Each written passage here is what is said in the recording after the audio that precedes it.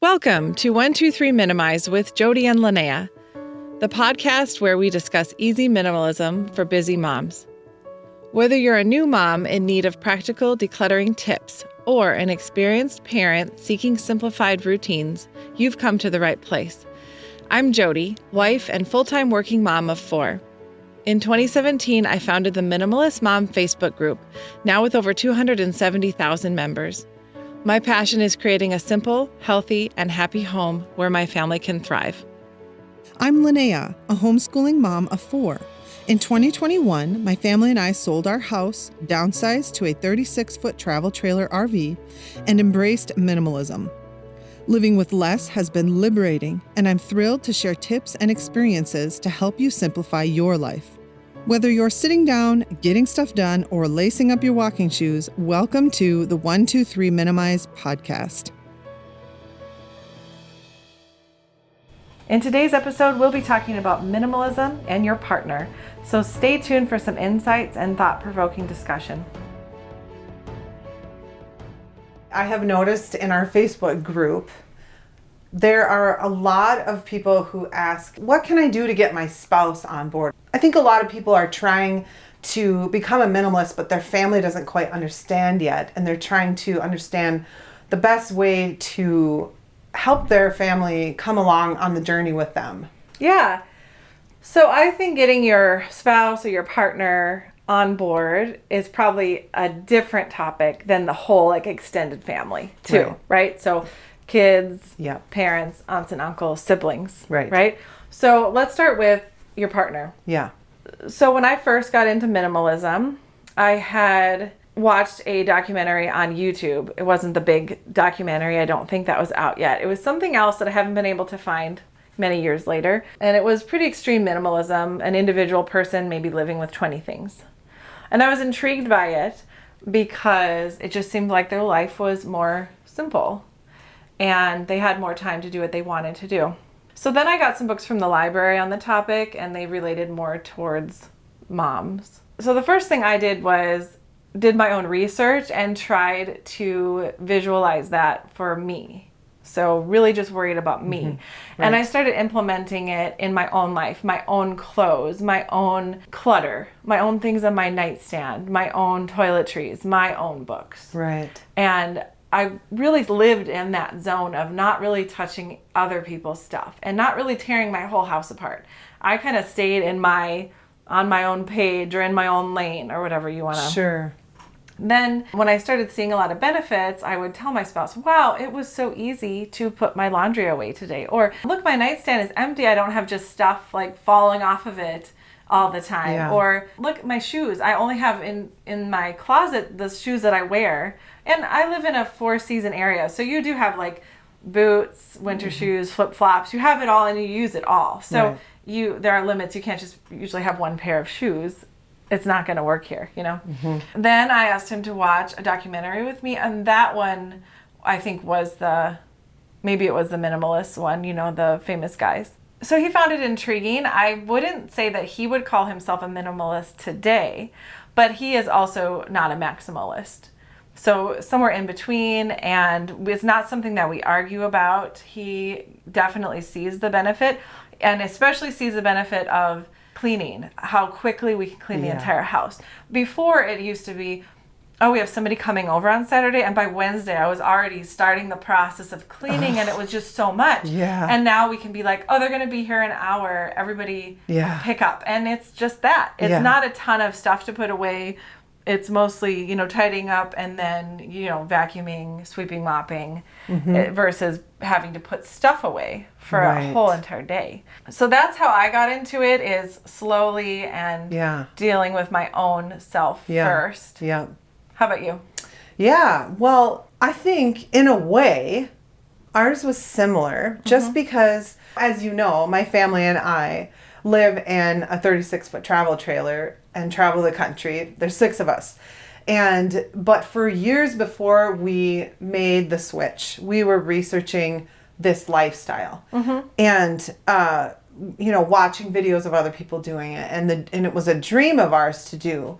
So it wasn't really a research on minimalism per se, but it was research on life living in an RV, which is very minimalistic. Yeah. So it was a roundabout way of studying minimalism. And when we decided to go for it, we had been living in our house for 8 years, and it was the period of time where we were having our children and the early childhood years. We had 4 kids in 4 years. And that was a really intense time where I barely could keep up with dishes. So I did not have time to deal with keeping on top of keeping the house cleared out. And it got bad really fast. So when we decided to start getting our house ready to sell, it was very intense period of time because it was a lot of stuff to deal with. And most of the stuff we got rid of. We did put some things in storage, but we got rid of a lot. So for us, we were doing it together at the time because it was accomplishing a goal and a dream that we had together as a family. But I will say, it was very hard. I think my husband had a hard time with the garage. He had a lot of projects and things in there. And it was a lot of emotional decisions for him in a very short period of time. And we were exhausted because it was months and months of this. Yeah. So I don't necessarily recommend doing it under pressure like that. Although it did really force us to make the hard decisions because we literally cannot bring our whole garage of stuff with us on the road. Yeah. So, and that helped us, I think, to be on the same page. And now that we've been living on the road for 2 years, we realize that anything we have or anything that we own, we have to take the time to manage it and keep it and keep it, maintenance and all of that. Any purchase that we're considering, it has to have a place. Otherwise, we are literally tripping on it because there is no extra space in an RV. So I think as a family, for us, experiencing this has been a way to understand the benefits of minimalism. And I hope that carries on when we buy a house someday. Right. That'll be the big test. It will. When you get settled in a house, it is easy to fill it up again. When we got into this, we lived in a much smaller house. We moved for a couple different reasons, but one is with having multiple teenagers, the one bathroom thing got to be frustrating. Yeah. Not that we couldn't live like that, but also we just decided that we also wanted to move further out of the cities. Yeah. With my kids starting to drive and stuff, it seemed like a good time to move further out. And so it's 2 different reasons, but a benefit was just having another shower, which I will appreciate forever. Because when the kids are little, it's easier to have one bathroom, and then when they get older and they want more time in the bathroom, more privacy, a lot of makeup happening, hair. If they do that, then it just got to be a lot of like, oh, someone's in the bathroom and I really need to leave. Yes. And so it got to be harder. But the one thing with moving into a larger house is in the beginning we did start to accumulate stuff again, and I realized, everything you buy, you take a little bit of your time or a lot of your time to work, to make money, to buy the thing, which now you have to spend time doing maintenance on. Right. It's like more and more time. Right. So whether it's, a lawnmower, a snowblower, a power washer, we sold a paint sprayer that we did use at our past home to paint the basement and the ceiling because exposed wood, and that would have been really hard without a sprayer. But I asked my husband, I'm like, are we done with this? Like, I can't imagine what we would use this for. We're fine with rolling walls. We don't need a sprayer for that. And because you have to maintain those things. It will just sit in the garage and turn into trash. Yep. And so we're like, no, let's sell it. We used it. We're done with it. Someone else will get a good deal on it, as they should. And then we don't have to worry about housing it and maintaining it and keeping it working. So even now we have to make those decisions, and we don't use this anymore. Right. Let it go, because more of your time is going to go to that thing. Yeah. So we've talked about how good it is to start with you focusing on you and your own stuff and really getting your own things under control and experiencing the benefits and setting that example, and maybe sharing by watching a video together with your spouse. I do know that trying to force people into something when they're not ready is not gonna work. Like, I personally, I don't want to be that nagging wife. That's just like, you know, I think people would probably come on board a lot better if they were able to see, oh, the kids were able to clean up their room in a record number of time. I can see the benefit of this. And I mean, would you say that they would, you know, more likely probably come on board eventually if they're seeing the benefit of around their home? Possibly. What about if they don't? That's true. You know, if they don't, and some people won't.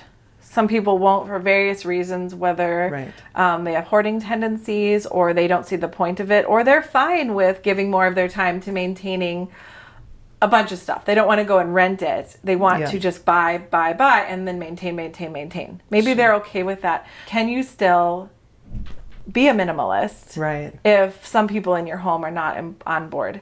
And I think, yes. I think there is enough benefit to having less of your own stuff. That you could, you know, I think boundaries are somewhat important. Like if their stuff is, now they have so many clothes that it's going onto your side of the closet or in your closet, or, you know, if you have separate closets, that kind of thing. I think it's okay to say, well, this is my area. Let's divide it in half. Do you feel like this is fair? And talking about that so it doesn't like fill up your nightstand or your vehicle. Not everyone has their own. A lot of families share. Is it fair to kind of say, can I have this and you have that? Type stuff. Yeah. Well, and I feel, you know, communicating to them, this is something that's important to me and this is why. So, you know, just to help them understand where you're coming from, and so that maybe they can be willing to meet in the middle, like you said, splitting the closet and being willing to be okay letting, you know, only having half of that. Or maybe they've got like clutter on top of their dresser or something. Maybe you can suggest, would it be okay if we got like a bin and you kept that stuff in the bin, so they're not being required to or forced to get rid of their stuff, but you're just offering suggestions of ways to maybe make the visual clutter a little bit less overwhelming. And maybe that's not a big deal to them, and they might be willing to compromise in those ways. I do think that with any kind of lifestyle change, it in the topic of like staying on your own lane, it is good to take care of yourself too. So it's not like you're focused on, they have 10 mugs and you want them to have one. You know, is that really the problem? Or potentially are you overwhelmed in other areas of your life? And this is one thing that is like, you can visibly see the results. Because I know there's been times in my life where I'm frustrated with one thing, like too many shoes, you have too many shoes or something. But I'm really frustrated because every time I go out the door, I'm stepping over a bunch of shoes.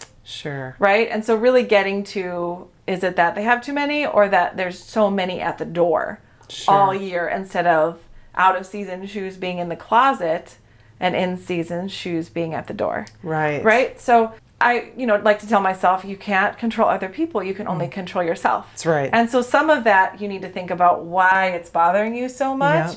And if that is really the problem or if there's something else.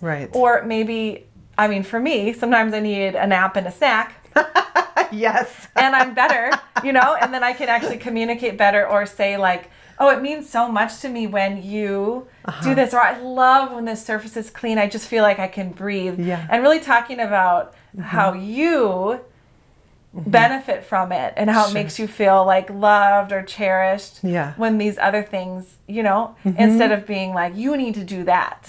You need to. And that sometimes makes a person go like, well, I don't want to do that. That's not my priority right now. I'm exhausted, or I don't care if it's clutter. I don't see it like you.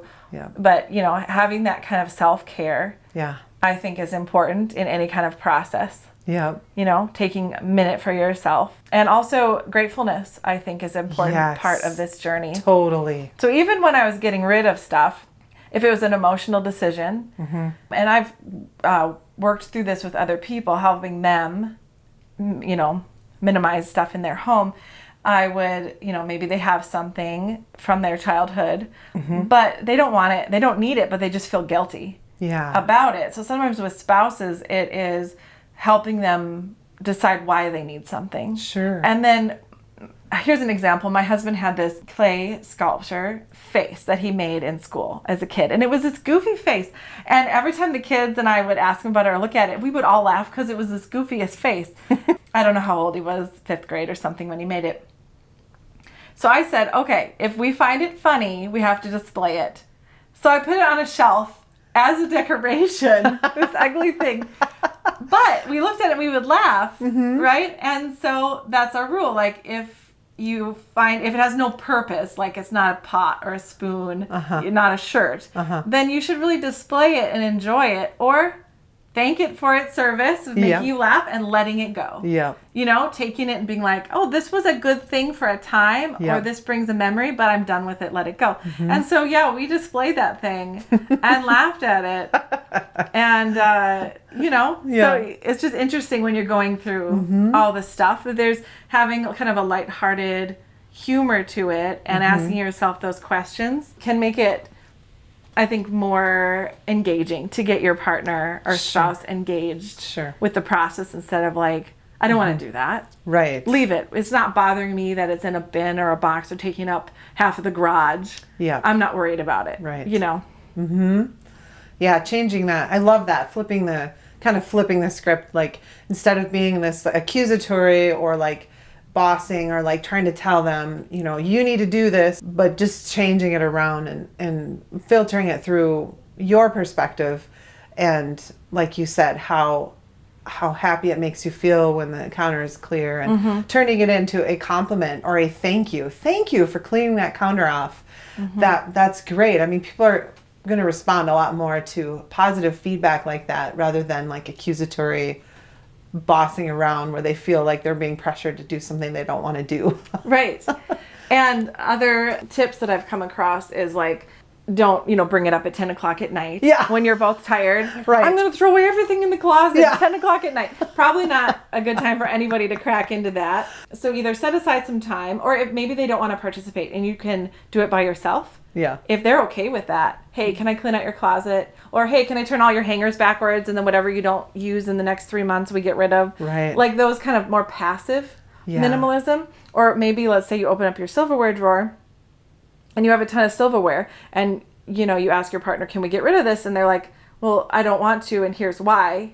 Yeah. Maybe they have a legitimate reason, an emotional reason. Okay, close that and move on to something easier. Yeah.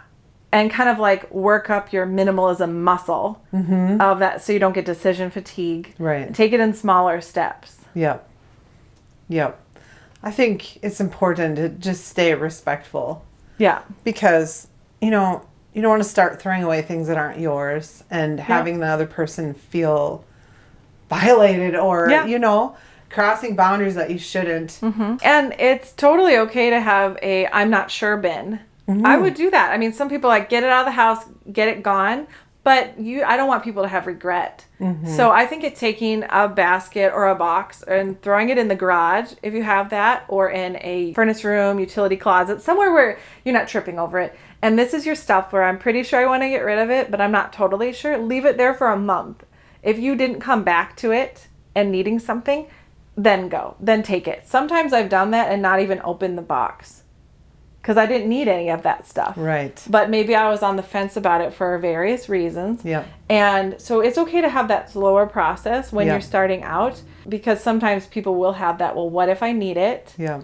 I don't want to regret it, so I don't just want to drive it to a thrift. Yeah. And then be like, oh no, I need to go back and buy that. I've literally seen people's TikToks of them going back and purchasing the stuff they donated because they changed their mind. Oh my. So if you feel like that might be you, I think it's okay to have a maybe box. Yep. You just don't want everything to be the maybe.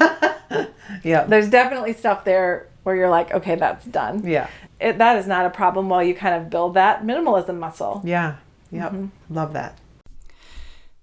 This is a great time to mention our upcoming decluttering event. In January 2024, we will be holding a 4-week Facebook event that has been designed to help you reach your minimalist goals.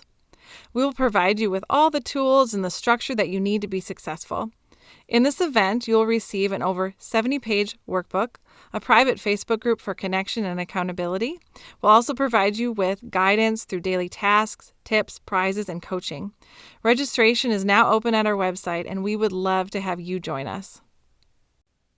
We are excited to introduce the 2024 Minimalist Mom Planner. I don't know about you, but I love a good planner. It keeps me organized, on track, and motivated. We've designed this planner to keep you on top of your game and help you achieve your New Year's resolutions. Included in the planner are monthly and daily planner pages, our monthly Declutter challenge for the entire year, budget, spending, and buy nothing challenge trackers, weekly cleaning lists, meal plan, and even a little space for gratitude. Because let's face it, even the smallest victory deserves a celebration. You can download it now at 123minimize.com and make 2024 your most organized and stress-free year yet. We hope you enjoyed delving into this topic with us and found a few tips that might help you on your journey. We want to extend a heartfelt thank you to our amazing listeners for tuning in. Your support and curiosity are what keeps us going. For more tools and resources to help you on your journey toward a simpler life, visit our website, www.123minimize.com. If you found today's episode valuable, don't forget to subscribe to this podcast so you never miss an opportunity to explore new ideas and perspectives. And if you're inclined, leave us a review, which helps to spread the word to others who might enjoy the journey too. As always, feel free to connect with us on Facebook or Instagram to share your thoughts, suggestions, or just to say hi. Until next time, stay motivated. Take care.